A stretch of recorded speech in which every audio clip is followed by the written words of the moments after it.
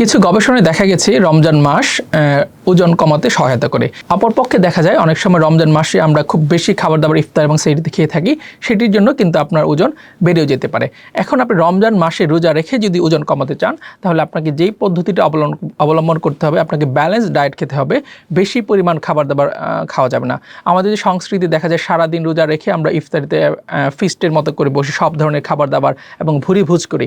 এটা করলে কিন্তু আপনার ওজন বেড়ে যেতে পারে। আপনি সীমিত আকারে, এবং আমরা বলি লো ক্যালোরি ফুড, যে খাবারের ক্যালোরি ভ্যালু কম, যেমন হচ্ছে সবুজ আপেল, পেয়ারা, শশা, বা অল্প মুড়ি, ছোলা, এগুলো যদি আপনি খান, তাহলে কিন্তু রোজা রেখেও আপনি চাইলে ওজন কমাতে পারেন। এছাড়া আমরা এন্ডোক্রাইনোলজিস্টরা কিছু মেডিকেশন বা ওষুধ এবং ইনজেকশনও দিয়ে থাকি, যেগুলো নিলে আপনার রমজান মাসে রোজা রেখেও আপনার ওজন কমতে পারে।